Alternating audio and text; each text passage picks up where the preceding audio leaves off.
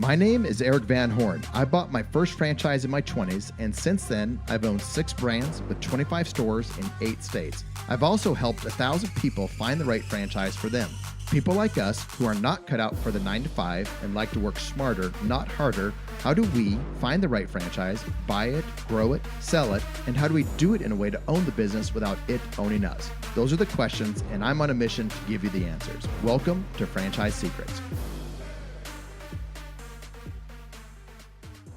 Welcome to the Franchise Secrets podcast with your host, Eric Van Horn, and today's guest is Jason Redman. Now, Jason is a man that I heard speak earlier this summer. He's a Navy SEAL, written 2 books now. The first one is called The Trident, a New York Times bestseller. Talks about his leadership journey, and he has leadership scars, and just an absolutely amazing story, and it rocked my world and my wife's world when we first heard him. He's got a new book out called Overcome, and it's really with extensive research that he's done with interviews with some of the toughest people, toughest warriors like Jocko and General Stanley McChrystal and folks like that. And in that, he really gets into things like how to survive any life ambush, how to move from defense to offense and using proactive techniques of SEAL teams, and how to strengthen your endurance during long-term trials, and how to rediscover and thrive in your life's purpose, and how to lead your team, whether it's business or family, to success. And that's going to be a huge one for me. If you followed me, you know that business and family are incredibly important, and how to compete with the top 1% in your field. And you all know that I'm a big mastermind guy, and I love to be around top performers. And so, man, Jason, it is an absolute honor to have you on the show. Thank you for coming on. Eric, my honor, man. I love it. I'm fired up. I mean, leadership it's a journey that'll never end. If you ever get to a point where you're like, I got it all figured out, there's a big F next to your name because you just failed, because you definitely are not looking far enough down the road. Anything we ever did, we always trained for the worst, and we did a really good job doing that. But there always were life is too chaotic. It's too crazy. There's too many different variables that come in. And that's what makes leadership such an exciting journey, because you're always on your toes trying to figure it out. You weren't always the best leader, though, were you? No, I was a bad leader at one point. We all were at some point. Some people have bigger consequences when they're not a great leader than others. But I remember that you weren't always a great leader. That's right. And you know what it is? I tell you, there's so many different variables of leadership. And a lot of people think, and I've heard often that people think that, they'll say to me, well, I'm not a good leader, or, and that may or may not be true. And I'll have people say, well, leaders are born and I'm just not that individual. And that's absolutely not true. Leadership is a learned skill. Now, I will say that some people are genetically predisposed to have better personality traits that lend themselves to leadership. It just is what it is. Maybe they're that calm, cool, collected individual that nothing razzles them. Well, that makes a good leader. But at the end of the day, you can learn. You can absolutely learn how to do all that. I failed as a young leader because of 2 key components that really take down a lot of people as leaders, and it's ego and arrogance. I excelled at a very young age. I see this often in professional sports also, where these young athletes, they're so good, they get thrust in the spotlight and they achieve this very high level of success. They've got money, they've got fame.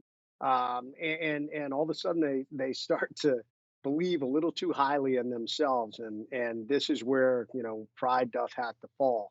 And the same thing happened to me. It happened in the SEAL teams so for me, it wasn't the money. We don't get paid a lot of money, but obviously you get a lot of responsibility, strategic responsibility. You're operating around the world. You're leading individuals, making decisions that truly can have national and international impact on what you're doing.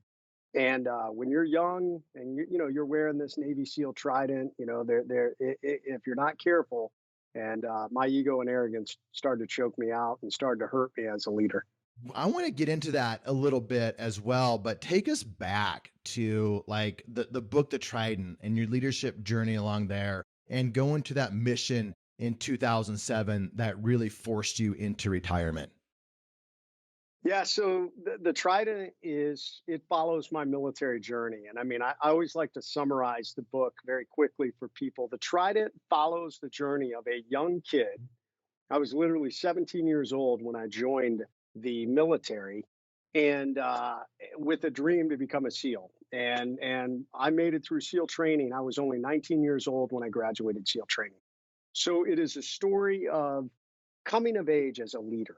And it's a story of failure as a leader, having the opportunity to redeem myself. So there's a redemption story, a journey of leadership, and then getting on the other side, excelling, doing really well, getting my career back on track, and then being severely injured. So being injured and coming to understand there's another level of leadership that occurs through advanced levels of adversity. And really that's what the book's also a love story. It follows the journey of my wife and I. So for it, which is a really good lesson, especially for entrepreneurs out there, because running a business, I've told Bedros this so many times. If you guys are listening right now and you're out there, you're running franchises, you're running businesses, you are the special operations of business. You are not in the traditional business model where you went and you decided to work for Bank of America or one of these other big companies that are out there, Google or whatever it is. Those are traditional business models. If you're on a franchise, if you're an entrepreneur, we do it because we want that freedom, we want the flexibility, we want to be a leader. But one of the biggest things I know most entrepreneurs, it's why I do it, is I have the freedom to be with my family.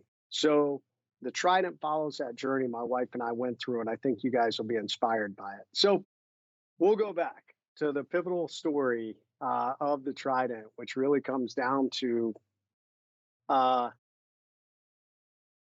I had made some poor decisions as a leader with the ego and arrogance problems. And through a very long journey, about 2 years of coming to grips with what had happened. And all of us reach these points in our lives. I call them life ambushes. I also call them the end moments because oftentimes we hit these really hard moments.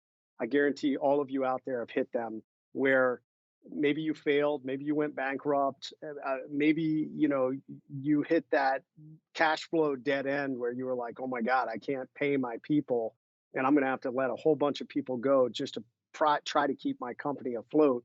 These are the end moments. And I hit one of those moments in my military career where I was told, "You're a bad leader and we're thinking about kicking you out."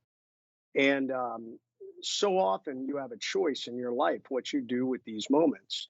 And the reality is, a lot of people accept that the end moments are the end and they quit, they give up, and they go look for something else to do. Always carrying that scar of, man, what if I had stayed? What if I kept grinding? What if I had figured out a way? And I faced that moment.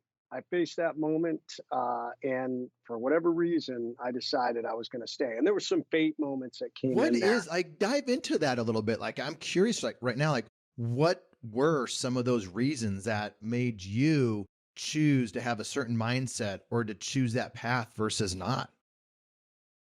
Well, one of the biggest things, I'll be honest, I had made the decision I was leaving the military. So when I'm so, and a lot of people are probably wondering, well, what did you do? So what I did is one, What and it did you wasn't a, do? What it did you wasn't, do? it wasn't a single thing. Like many things in life, it was a insidious collection of small poor decisions that led up to one big bad decision that kind of, really dropped the hammer on me. So the poor decisions were um, not leading myself effectively. Do as I say, not as I do. I'd be out drinking and hanging out with the boys, and then if some of the boys would get in trouble, I'd be the one that's supposed to hold them accountable. Well, how can I hold them accountable if I'm not leading myself? If I'm not setting the structure and the guidelines for our people? And this is no different in business. So these were things that obviously my leadership was seeing, and it was harming my credibility. And here's an important lesson in leadership. I was convinced that, I wanted to be these guys' friends. Like, hey, I want to be your leader, but I want to be your friend too. If you have to err on one side or the other, err on the side of leadership because people are not looking for friends in a leader. No matter how much they tell you that, the reality is they are looking for a leader. They are looking for someone to create structure, discipline, create goals, identify a path, create a vision, and articulate that vision and create passion behind it. And that's what we expect of our leaders. If you can be a friend with them also, that's a bonus. But people would much rather have the leader who is a leader versus a friend. And that's where I was getting off track. I was trying to be friends with the guys. Um, all of that culminated, these bad decisions, some drinking, all of this, ego, arrogance, with a bad call on a mission in Afghanistan, where I was tasked with um, leading an Overwatch team on a mission in the Helmand province of Afghanistan. We were going after a pretty hardened group of Taliban fighters.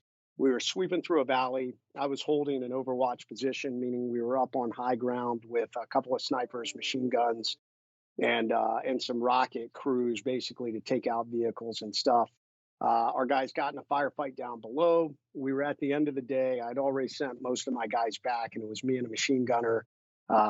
They called for some reinforcements. I made the decision I was going to take our machine gunner and myself down into the valley to try and reinforce these guys.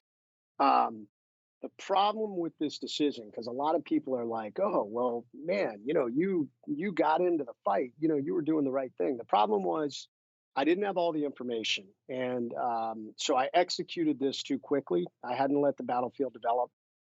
My senior enlisted advisor, who was kind of second below, he and I, the bottom line, it would get too complicated trying to explain all the military rank structure, but the bottom line is he was working for my boss, and he and I did not get along. We literally hated each other.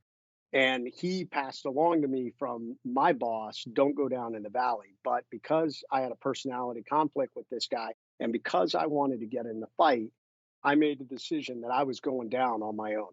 Very dangerous in combat. And it's a very dangerous thing in a leader that's motivated by his own personal gain versus the gain of the organization. And in this case, it was the gain of us in a battle on the ground. And the reason they didn't want me to go down yet is because they were scrambling air assets. We were bringing jets in to drop bombs. You see, we can't drop bombs if we don't know where everybody is, because obviously we have a chance of killing our own people. So when I made the decision to take myself and my machine gunner down into the valley, it suddenly delayed their ability because they had to wait to figure out where we were to be able to drop bombs. There's a whole bunch of other tactical errors that came into play here. To be honest, I'm really lucky that nothing happened to me or my machine gunner trying to move down and connect with these guys. But the good news is nothing happened. And that We is got like, and that is a leadership lesson that, I mean, anybody that's leading should be listening to that. And our job as a leader is to be looking out ahead because we know things that other people don't know. And I'm sure, I don't know how it all works in the military and in the SEALs, but there are other people that know and the planning of things that on the ground you may not have all of that information right away. It's the same thing for us as leaders. I'm leading my people and I expect them to listen to me because I might know something that they may not know. And they're not looking for me as in that time, they're not looking for a friend. They're like, Eric, how do we keep this business moving forward? How do we do this? How do we do that? They want a leader way more than want a friend at that point.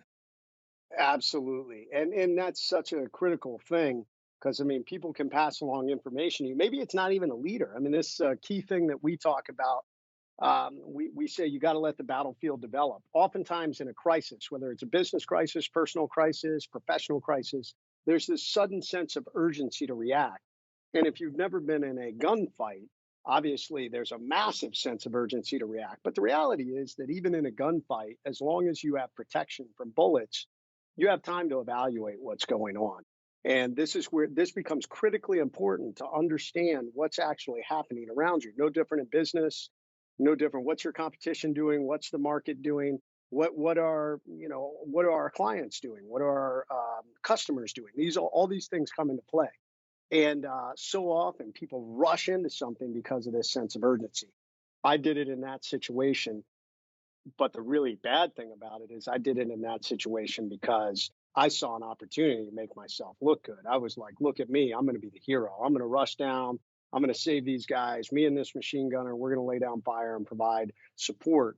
But all it did was delayed the bigger guns, the aircraft from coming in. So Anyways, long story short, I made it into the bottom of the valley. Our communications were not working when we dropped off this 2,000-foot cliff. By the time I got to the bottom, we were able to communicate again. My boss said, "Get your ass out of the valley." We scampered back up, got out of there. They were able to bring in those fire missions, and thankfully, nobody was injured or killed. The only thing that was killed was my professional reputation. It was kind of the blow that my leadership had. That I had had these small incidents, and suddenly this big incident, and they slapped all that together. And there were guys that said, "Hey, man, get rid of this guy. He's making bad decisions. He's not a good leader. He's going to get somebody killed." And go ahead. Did you recognize it at the time, like when you were climbing out of that valley, that you had made some bad decisions and there was going to be consequences? Like, did you in your gut know that? Or was it only when your leadership came to you and held up the mirror? It was only when my leadership came up to me and held up the mirror. I was still thinking, "Hey, look at me. I did great. I went down. I did. We have a saying, run to the sound of the guns. And I was like, yeah, I did that. But it was definitely when I got ripped into. But here's the thing: instead of accepting it, I still fought back against it. And this is one of the things that I talk about in my new book. When we're confronted with crisis, adversity, one of the biggest things, and this is where ego and arrogance are dangerous, oftentimes we're in denial. We don't want to admit we made a mistake. We don't want to admit we were the cause of the problem. And believe it or not, there's a lot of leadership out there, even well intentioned, that are the cause of a problem that developed within their company. They made a bad investment, they made a bad decision, they made the wrong hire. And we get defensive when we have to come to grips with the fact, hey, this major problem you have, this collapsing portion of your company, or in this case, this collapsing portion of my career, it was my fault. But I didn't want to admit that yet. And it took a while for me to come to grips with that. And I think, I'll be honest, if in that moment on that mountaintop in Afghanistan, I said, "You know what, you're right. That was a bad decision. I own it, and I'll never make that decision again." I probably would have still had some blowback from it, but it wouldn't have been the blowback that occurred because I fought back, because I said, "Hey, man, I'm right. You guys are wrong. You're trying to throw me under the bus." And when that happened, they were like, "Get rid of this guy, kick him out." Amazing. So So then you climb back out of that yourself. I mean, you basically built back a reputation somehow to get to that point in 2007, right? that's right. So over a little over a 2-year period, I slowly earned back my professional and tactical and leadership reputation, and that's a really hard thing to do in any organization. I mean, if you damage your professional credibility, I tell people credibility is the currency of leadership. So you basically you make deposits into the credibility bank, and good decisions, good relationships, obviously successes all build your credibility. And if you don't fulfill your word, if you break relationships, whatever you do, if you make unscrupulous decisions, all that damages your credibility. So when you damage it at a high level, it's really hard to bring that back, because now you could have done 1,000 great things, but the one major black eye is what people will always remember.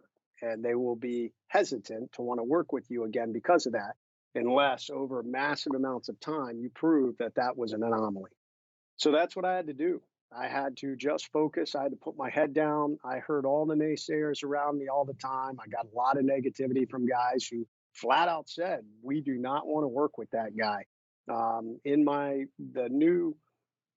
In the new platoon that I had been assigned to, um, I had guys who were not happy that I was placed in there as their leader, and it was hard. I will not lie. There were many times I wondered if I could do this, but I just focused on one of the things that I had learned in SEAL training. When you have a major obstacle or a major goal that you have to get through, so many people focus on the end state, and you'll never make it. It's too overwhelming. So I focused on one step at a time. Every day I tried to focus on, okay, how do I be the best at whatever I'm doing today? And I'll handle tomorrow. I'm not going to listen to the negativity. I'm just going to focus on me. And that comes down to my 3 rules of leadership. Um, it was one of the things that I came to realize, and this is something that I teach now, the three rules of leadership. And actually, it's something that's deep in the new book, Overcome. It's broken down into three parts, and the last three parts are those three rules of leadership. So, rule number one is you got to lead yourself, and this is the most critical thing. A lot of times people mess up and they think that leadership is how we lead others. Um, and it is in some ways, but the reality is if you're not effectively leading yourself, you're never going to be able to effectively lead others. You're always going to be at a substandard level if all you're focused on is how well you lead others. And I realized that that's where I had really failed as a young leader. I was so focused on, hey, do what I say, not as I do. And people don't want to follow a leader like that. They want to be motivated and inspired by someone who sets the example in all they do. And that's leading yourself. That's putting in the structure and the discipline.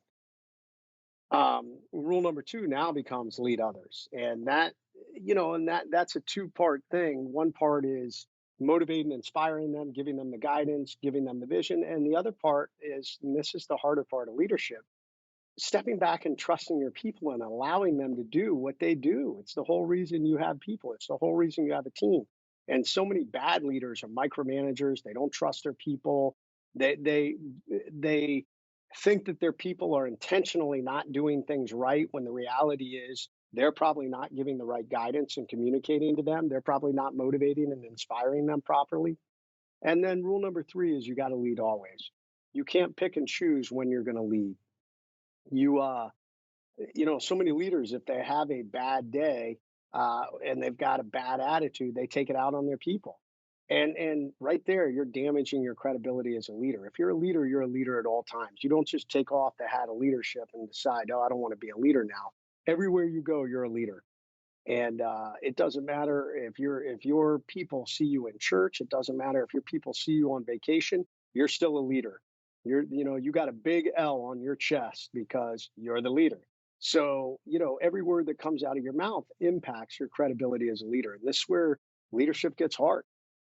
There's a reason they say it's lonely at the top And because you always have to be on.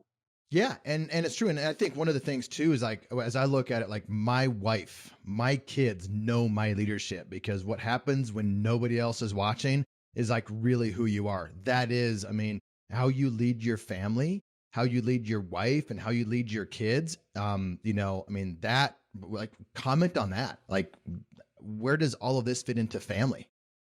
Absolutely. And one of the greatest things is if you are doing it in all aspects of your life, then it bleeds into your family. And, I have an amazing family. I mean, my son is 20. He's found his passion. He's a DJ. He's going to be going to school for music production. And he's been a natural entrepreneur. He started DJing when he was 13. He was running his own gigs at 15. Um, and your kids learn from you. And this is one of the biggest things. Same thing within an organization or a company. This is where it comes down to leading yourself. Your people are going to follow you based off how you act and how you place this structure in. And your family is the same way. Obviously, communicating them, taking time with them, setting a vision, setting the things that you'll tolerate and that you won't tolerate. And, that's what we did within our family. And the other thing within a family is having a united front. My wife and I are very aligned, which is awesome. We don't have to work that hard. And if you put us in different rooms and asked us 100 questions, we'd answer 90% of them exactly the same. So that has made for us parenting fairly easy. And we're in agreement on what we'll tolerate, what we'll allow. And all of our kids are high level achievers, which has been awesome to watch. You mentioned a little bit ago about having a bad day, and I was listening to you talking about your bad day with Bedros, and I want if you could go back into that story to give context to like what you talk about in your book to strengthen the endurance during long-term trials and some of those things because I know that story, my audience does not know that story, so if you could go into that bad day and to provide context for the rest of the show. Yeah. So first off, I want to talk about just that term, a bad day, because I want you all to erase it from your vocabulary. Because the reality is, we're so trite with that phrase now. We all use it. Just oh my God, I had a bad. You come home, and who knows what happened. but we all say it. Oh, I had a bad day. You are already planting the seeds in your mind of negativity. Just that mere phrase has negative connotations to it. So I'd love for you to erase it from your vocabulary. Tough days, maybe hard days, bad days I now reserve for those instances that will forever leave a scar on your life, whether it is a physical scar, a mental scar, an emotional scar. These are the things that we start getting into what I call life ambushes. Most people who say, I had a bad day, it's really nothing in the grand scheme of things. You are not going to remember it a month from now, much less 5 years from now. But true bad day life ambushes, you'll never forget them. You will never, ever, because you never fully recover from them. So when I talk about life ambushes, when I talk about true bad days, these are the major things that all of us go through. Um, and they're things such as relationships ending, on a lower level, it's boyfriend and girlfriend that maybe have been together for a while. On a higher level, it's a divorce. It is business failures, it is lawsuits, it's bankruptcies, it's takeovers, it is employees who betray you. I've seen this a lot where employees leave and they steal information and take it to a competitor. Uh, it is personal injury, disease. It's personal injury, disease to people you love. It's sexual trauma to you or someone you love. And then it's the unexpected loss of loved ones. All of these are major life ambushes. These are bad days. And you can definitely say, I had a bad day. So, my bad day, my bad day had come full circle because you see, I had finally gotten my career back on track, and I had done it. I had really earned back after 2 years. I had earned back the trust of the guys. I was going on to the next level SEAL team. Um, I was being promoted. I was moving into the next leadership position as an officer, and I had really earned back the trust and respect of all the guys that I was working with. And we set off on a mission that night to go after a high level Al Qaeda leader that was operating in the western province of Iraq. And to make a long story short, my team and I walked into a very well executed Al Qaeda ambush. And in that ambush, I was shot 8 times between the body and body armor. 2 rounds of my left elbow that I thought at the time took my arm off. I took a round to the face, which I had turned. So the bullet actually hit directly in front of my ear. It traveled through my face and exited the right side of my nose, taking off almost all of my nose. Um, Blowing out my right cheekbone, breaking my right cheekbone. The bullet traveled right under my eye, so it vaporized my orbital floor. It broke all the bones above my eye. Miraculously, it didn't take my eye out, but my eye dropped into the new found hole in my face. It shattered the head of my jaw. It broke my jaw to my chin, and needless to say, it did a lot of damage. Yeah. So definitely not like the movies. I love these movies where people get shot and they just get up and walk away. You get hit with a high caliber machine gun round. It is devastating. It does a ton of damage, And you a lot of knew it kinetic was machine energy. gun rounds. Like you knew that's what was coming in at you, right? Oh yeah. Yeah, the enemy the ambush we walked into was 2 very large caliber, what we call PKM machine guns. So it's a machine gun that it shoots around. For those out there who understand different types of bullets, it shoots what's called a 7.62 by 54 millimeter round. So it's a bullet that's about the size of my thumb. Very large belt fed weapon, traveling really fast, and does a lot of damage.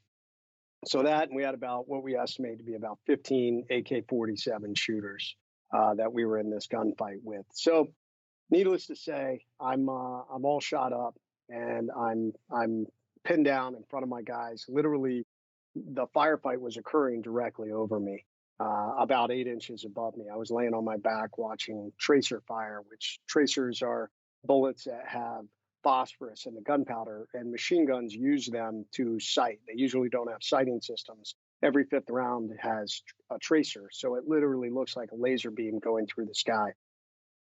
I was watching this occur over me, pinned down while my guys fought back. We ended up calling in one of the closest fire missions in the entire Iraq war. We called fire from an aircraft above, an AC 130, directly on our position.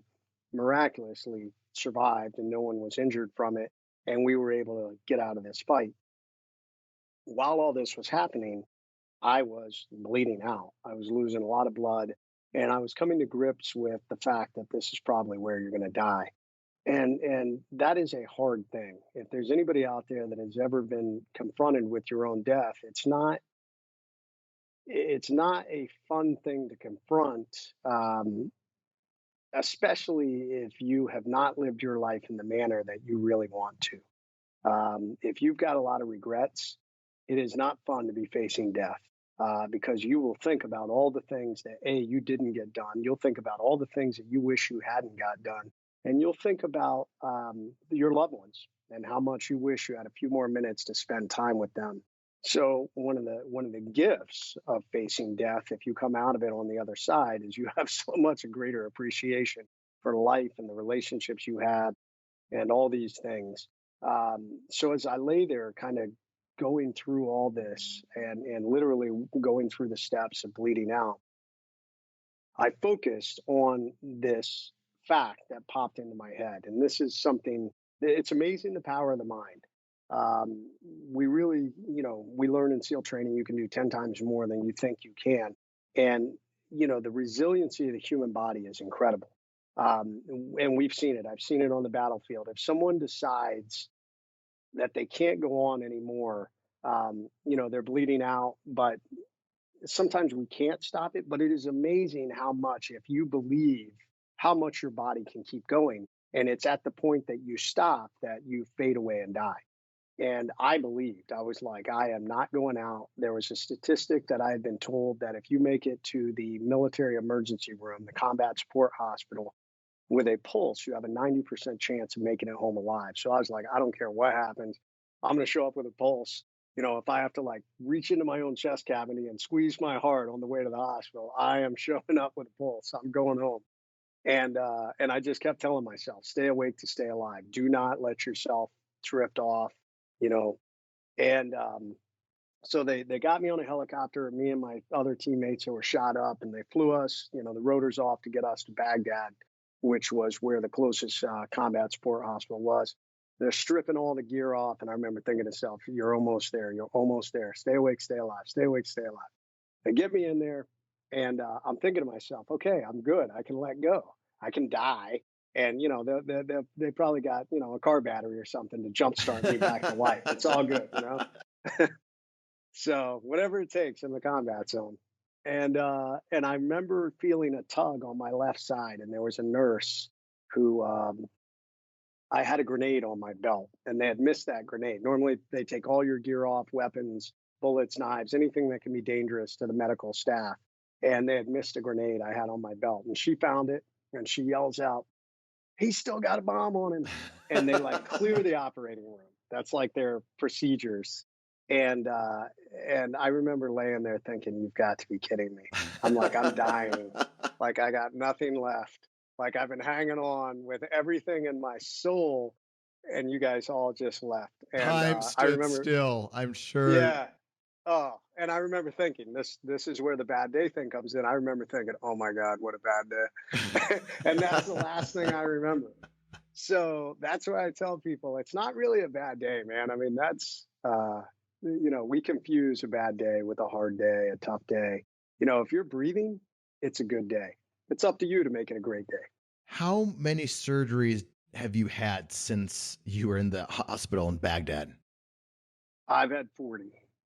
So 40 surgeries, which sounds like a lot. And it is. I mean, Yeah, I think it well, the sounds only reason like well, the only reason I say that is because I have friends who are other wounded warriors with much more severe injuries than I had. That I think the record. I know a Marine who stepped on a very large IED who has had almost 200 surgeries. that is great perspective. My wife, we were skiing in Breckenridge over Thanksgiving, and she had an accident. And we just found out yesterday through an MRI, she has an ACL and MCL tear. And it's like, that's not a short recovery, but when you hear someone that has 40 surgeries, it puts things into greater perspective. And she heard you, and she loved you in San Diego. And then like saying that to you, you're like, 40 sounds like a lot. but there's always somebody that has it worse, it seems like. Oh, always. And perspective's such a big thing I talk about. I talk it about it in the book here also that and it's in my level. I have 5 key areas that I teach people on how they need to lead themselves. And it's called the Pentagon of Peak Performance. So physical leadership, mental leadership, emotional leadership, social leadership, and spiritual leadership. Perspective falls um, into spiritual leadership. It's our ability to get outside of ourselves because we have this tendency as human beings, we focus on our own pain and misery. I mean, it's just how we're wired, and it's only natural. And it's a dangerous thing as a leader because as leaders, we have a tendency to do the same thing. You know, when things suck the most, whether it's physical pain, whether it's business pain, maybe it's relationship pain, whatever it is, we tend to turn inward and focus on ourselves. Perspective gives us the ability to recognize, hey, man, other people have been through this problem. And as a matter of fact, they've been through this problem that's probably 10 times worse than what you're going through. And if you can start to look at that, it doesn't make your problem any less painful, but it does allow you to say, okay, they had it worse. And if they made it through, I can make it through too. They become kind of a quasi mentor or someone that you can look up to say, if they did it, I can do it too, because they had it worse. And if they did it when it was worse, I can definitely do it now. Hey, Jis, I want to let you know we're going to Breckenridge for the first time for New Year's. We're really excited. No, it's a fantastic place. We've got we have 2 more ski trips booked already. And so we're going. She just won't be able to have as much fun as I will with the 3 little ones skiing. So maybe we'll see you out there sometime. Yeah, we love, it's one of our favorite things to do. So this is our first time to Breckenridge. We're excited. So perspective makes a difference. When you are going through a hard, you're going through hard stuff and you know that you need perspective, and like I'm going through something hard, whatever that is, it's hard for you and your situation. How do you kind of flip the switch to start learning lessons through that versus like have an attitude of like, I just can't wait for this to be over. You want the hard stuff to be over, but at the same time, everything that we hear out there are people, if they've gone through something hard, there's so many things that they come out of that and they're able to teach and able to give and able to offer up to people and serve people with that. So how do for someone out there going through something hard, what would you say to them to maximize the benefit of the hard stuff? Well, stop focusing on the pain and misery in that moment. It's going to be there no matter what. As a matter of fact, if you focus on the pain and the misery, it only tends to amplify it. The interesting thing is when we start to get outside ourselves, the pain and misery actually it's not that it goes away or it gets less, but because you're not focused on it, which amplifies it, you're now focused on the other things. And this really gets into something I talked about, and it's really the core principle of the new book, Overcome. When you are in a life ambush, and when we were in an enemy ambush, the point of attack for an enemy ambush, whether you're the attacker or the attackee, we call that the X. So we want to put the enemy on the X. When I was ambushed, we were on the X. And what I came to learn over the last 12 years, both from what I went through working with other individuals, wounded warriors, working with businesses, working with anyone who has been through physical, personal, or professional trauma, we all get stuck on the X. And when you're in a gunfight, there's a natural tendency to get stuck and focus on that pain and misery. But what you really should be doing is looking at how do I drive forward? And this is where those opportunities start to present themselves. And really, if you follow this process, I teach something called the REACT methodology. In the REACT methodology, anytime you start to encounter these hard things in life, you're encountering a life ambush, a bad day scenario, whatever it is, if you follow this principle, I guarantee it will work to get you out of it. So the first part, and REACT's an acronym. So the first part is you've got to recognize. You've got to recognize you're in a crisis. And this is usually one of the hardest steps because remember we talked about when I came up out of that valley and they confronted me, I was in denial. I didn't want to admit that I was the cause of my problems. So many other people are like this also. We don't want to admit maybe we're addicted to alcohol, drugs. We don't want to admit we caused the problem within our business. We don't want to admit that we caused the problem within our marriage. whatever it is, whatever sticking point, whatever it is that you're on the X for, until you recognize that you are in this crisis, you're never going to be able to move forward. You're just going to be in this pain point, and you're going to focus more on that pain point. So, the second one, once you get to the recognition phase and you say, okay, I'm in a crisis, we're in major adversity, now you can start to look at how you move forward. E stands for evaluate. You evaluate your assets. You evaluate, what do I have around me? What do I have at my disposal?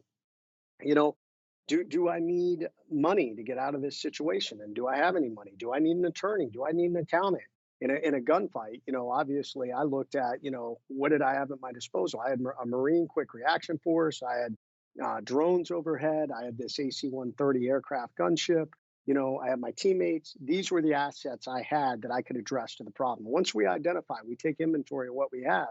Now we can start to make decisions. So A becomes assess your options and outcomes. So we start looking at, if this is the inventory I have, what are the options? So if I take option A, what would the outcome be? And this is a really important thing, a critical thing, because oftentimes when we finally make it to the point that we accept we're in a crisis, there becomes this sense of urgency. And we talked about this a little bit before. People just want to move very quickly because they want to relieve that pain. But the problem is sometimes we need to allow the battlefield to develop. We need to look at what's around us, because oftentimes if we move too quickly, we don't have enough information, and we may move ourselves into a worse situation than the one we were already in. So this is where it's really critical to look at your options and the outcomes, option A, option B, option C. And here's the other very important thing. It may be more painful in the short term for the best outcome. So there's going to be short-term pain for the long-term gain.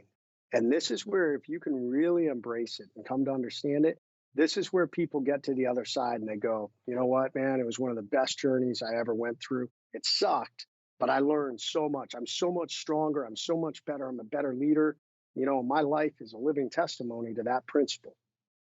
Number 4, you got to choose and communicate. Once you identify those options and outcomes, you now have to choose. When you're in a life ambush, you're having one of these major bad days, guess what? You're not on the X by yourself. Other people get pulled onto the X with you. Your spouse is on the X with you. Your kids are on the X with you. If it's a business ambush, your employees, your partners, your teammates, they're all on the X with you. And everybody's suffering from that pain point in some way.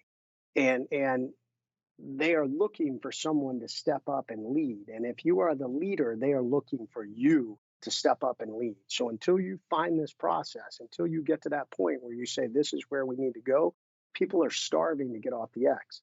And this is why it's so critical to choose and then to communicate to your people. This is how you're going to lead your family.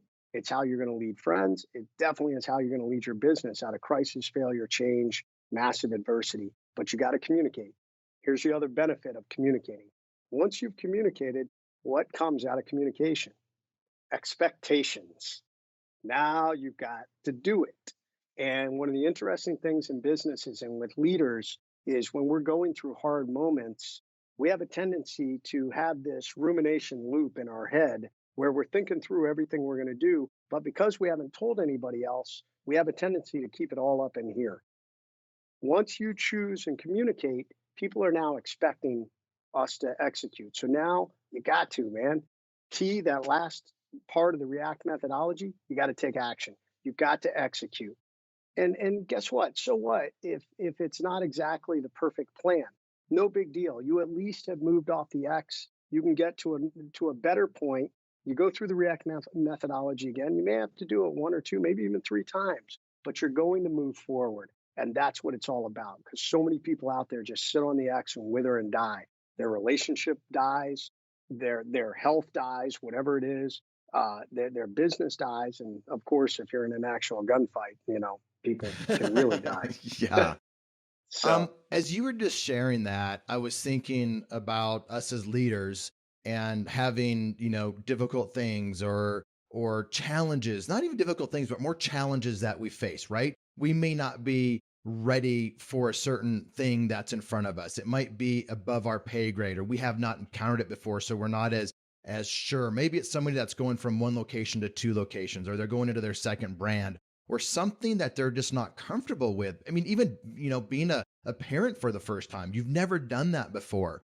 And as leaders, we don't like to be vulnerable very much. And I was thinking about you on the combat field, like, just you're leading out there and you are taking care of the enemy. And then in a split second, things turn around and now you are wounded, and instead of like serving people, you are being served. Instead of leading, you are being led. And instead of like providing all the direction and the course to people, you have people that are helping you in a way. How do you decipher between the two? How do you go from like being that leader to being one that is being led?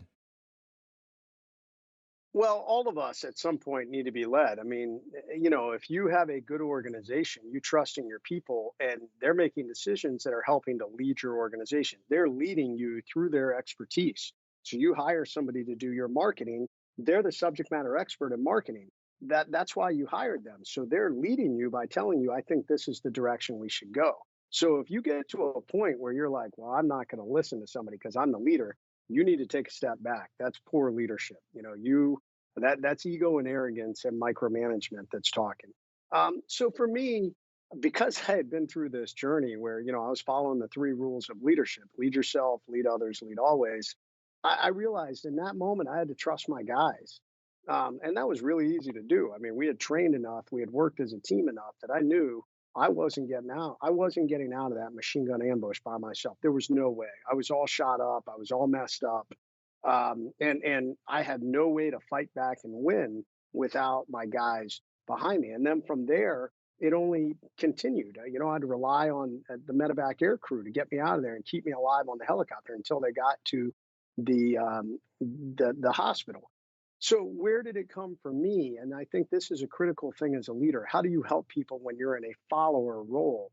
You're relying on their subject matter expertise. Well, it comes in the form of positivity and encouragement. It's one of the greatest things, just having a positive outlook. And that became my goal. This is where I tell people you can lead from any situation, even if you're a follower. It's encouraging people. It's maintaining a positive mindset. It's pushing them forward. Hey man, you know what? I don't know if this is the best plan, but it's the plan we're going to execute, and I'm excited to do it. So let's go. How do I help make this great? Everybody wants to be on a team like that. We don't want to be on a team, especially if you're the leader and somebody's trying to drive a specific direction. You're the leader and you're the naysayer. I mean, that's like one of the worst things you can do. Why hire people? Do it. You are limiting yourself as a leader if you can't. At the end of the day, it comes trusting the people around you and allowing them to do what they're the subject matter experts at. So good. You were at the top. I mean, as a SEAL, I mean, in the top of the military, and in your new book, Overcome, you talk about how to compete with the top 1% in your field. And a lot of the listeners here, I've been in the top, of the different franchises that I've been a part of. And I'm a huge believer in being around other top people, but I'm also a big believer in getting out of your like comfort zone where you are at the top and getting into a complete new sphere where you're at the bottom again. So I can get better. So what do you mean? Like, how do you compete with the top 1% in your field? So it comes in two parts. I mean, I teach something in the book called the pyramid of change, and the pyramid of change is a pyramid that has four different levels. So we should always be pushing to change. We should always be pushing to get better. And I like where you talk about how when you're at the height and then you start back over. But this is where we're starting to learn, and this is where we get better. We're expanding our experiences. So with the pyramid of change, the bottom level is the level of no effort. Most people aren't in business at this level. Um, I'm going to jump to the top level, the smallest part of the pyramid, because this is a place that a lot of entrepreneurs live. A lot of the type A entrepreneurs, I'm guilty of this. It's at the level where we think we can do everything. And we're a little bit unstructured, and we're just, we're throwing everything we can at the wall, hoping something would stick. But you're going to burn out. And this is where mistakes occur. This is where businesses fail if you don't have a solid strategy and you're not, executing that strategy. In between is the sweet spot, those two areas there. The bottom level is where the vast majority of people in this world live, and it's the status quo. It's the comfort zone. And so many people out there, if you tell them this is the level they need to operate at, they'll operate at that level for their entire life. And they'll be perfectly content being comfortable in that level. They don't want to do any more. They're never going to push themselves further. If you tell them to do 10, they're going to do 10. If you tell them to do 8, they're going to do 8.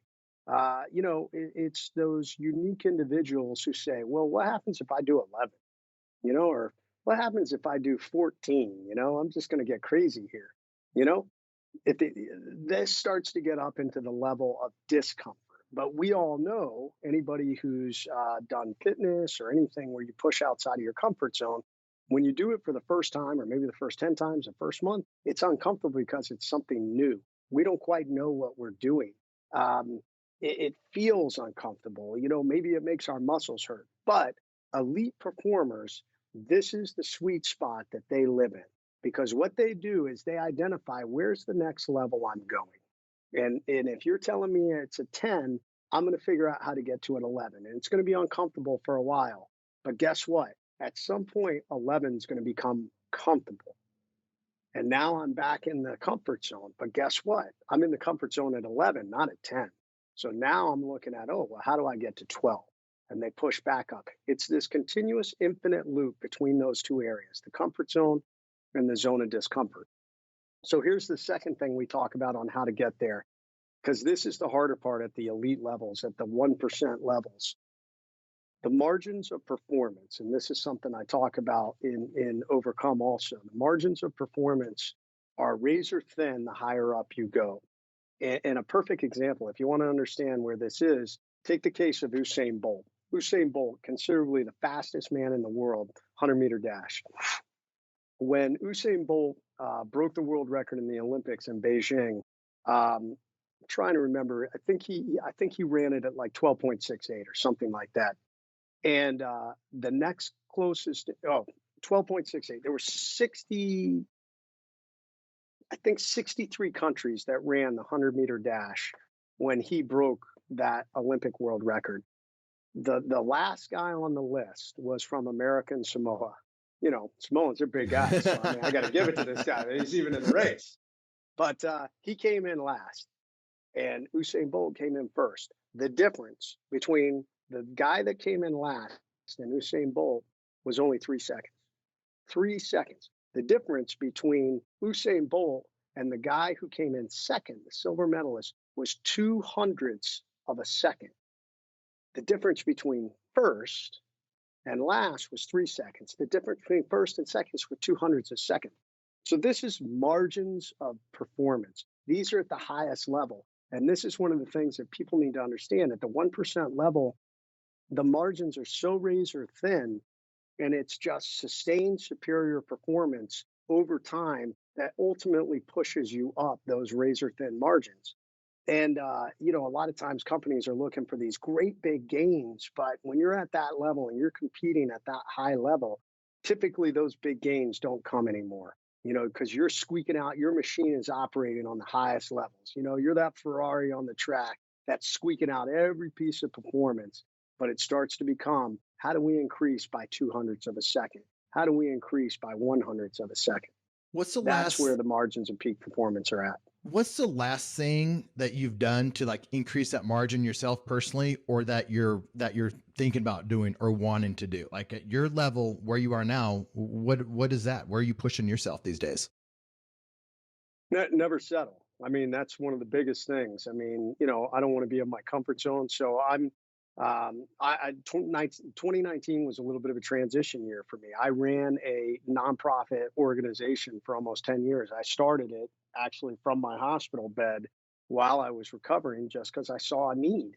And it was to help other wounded warriors. And I ran that organization for almost 10 years, but I decided it had run its life. There's a lot of really good organizations.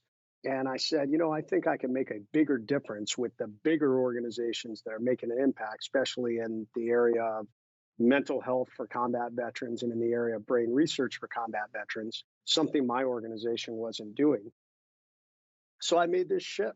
I phased down the organization in the end of 2018. And in 2019, I made the shift to totally focus on the leadership development, the resiliency development, and getting in the coaching spectrum. I've never been a coach. I have no idea, but I've been building that. I've been building new websites. I've been building, before this call, I was actually on a call looking at an app development and on tailored training that I can provide not only for my individual coaching clients, but for companies I go speak to. I'm outside my comfort zone because I have no clue. I've never done this. Now, thankfully, like we've talked about, you talk about masterminds. I mean, with Bedros and other people, I've met a lot of great people that I'm able to talk to and say, well, how do you do this? How do you do that? It doesn't, I don't instantly transfer their knowledge where I'm able to implement it. There's a lot of trial and error that goes into, because often something that works in one business doesn't work perfectly for somebody else, but it gives me a little bit of a blueprint. So right now, that's what I'm doing in my life. I'm growing my business, my speaking, my coaching, so that I can get that message out there more, and obviously, A, help people be better versions of themselves, and B, build something that I can take care of my family better. Franchisees, if you caught that, I know at times you are in a struggling position in your franchise, and sometimes the thing to do is just like grind it out and make different decisions and put in the work and the effort and get around people that are going to help you. And sometimes the best decision is to move on, to let something go so you can start to do something else. So I hope you guys caught that. And we're going to wrap up here in just a minute, Jason. I know you have to go. I've got one question. I took a note here Eric, early. can I throw one little thing on the end of that? Just because there's a whole chapter in Overcome about this, where I talk about phasing down the organization. It was a really, really hard decision for me, because in my mind, I was quitting. And I think there's a lot of people in business that feel the same way. But sometimes that's actually the right decision, because you're pivoting to newer, bigger opportunities. And that's exactly what's happened to me. So if you're struggling with something out there, I tell you what, there is a chapter in there, and it was a really hard thing for me. With that said, first 10 people that comment in this thread, I'll buy you a book. So just comment like, I want that book, and I'll get you one sent out. I'll buy them for you. So the first 10 people that comment, you talked about like in SEAL training. Eric, I'll add that further. You don't have to do it. I got it, and I'll sign it. You just tell me who it is and who it's going to, and I'll sign it and send it to them. Awesome. Thanks for doing that. You said like, this is where I've struggled before. You learned in the SEALs about like, you are capable of like 10 times more than what you think you are. And, and I'm beginning to understand that a little bit more, but for a newbie that really hasn't like tested that in the field, like you have, like, when did you begin to like start to understand that, like, oh my gosh, I can withstand the cold for this much longer, or hold this thing up, or do this that much longer? Like, give me some like real life in the trenches perspective on that.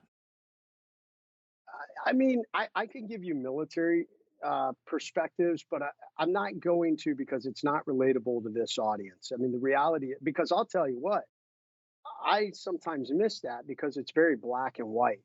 In business, what I've come to find is it's a much longer grind, and we never know when that tipping point is going to occur. And oftentimes we have long periods. I mean, I felt it in my nonprofit, and now I feel it in the last year where I'm growing this business, and I've had successes, I've had failures, I've had setbacks. And it's getting up every day and grinding and saying, okay, this is the strategy we've executed. Do we, is it a successful strategy? Are we making progress? Is the needle moving? But the principles are the same. What it comes down to is not quitting. It is continuing to push forward. It is continuing to look at the metrics. Are we advancing forward? Even if we're only advancing forward by a quarter of an inch, it's still forward progress. And one of the things we talk about in the book is the Kaizen principle. Small, tiny gains lead up to big successes. And oftentimes we get frustrated because in business, we look around and we see other people who we perceive in this BS social media world we live in, that everybody's doing better than us. And it's so easy to go, well, I'm just throwing in the towel because, I'm busting my ass, 24 hours a day, 6.5 days a week. And, Johnny, whoever, is doing so much better. It's not true. And the reality is you just got to keep grinding. That is the quintessential thing I learned in SEAL training. That really is what the overcome mindset is about. It is about getting yourself off that X. Um, and once you understand that if you keep grinding, those little tiny advances that maybe you don't feel are big enough over time add up to those big gains.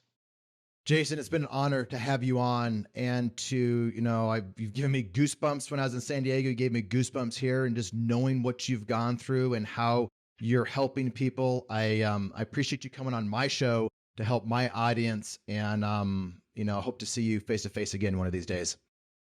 Eric, likewise, man. Thank you for having me on. To everybody out there, man, good luck. Get off the X. I tell you what, the war is simple. The business battlefield is tough. So my kudos to everyone out there that's running their own businesses. You guys are the special operations of the business world. Thanks for listening to this episode of the Franchise Secrets Podcast. Whether you're watching or listening, please make sure to subscribe to my YouTube channel and to whatever channel you're listening on. If you want my help with anything from buying a franchise to franchising your business, please visit franchisesecrets.com.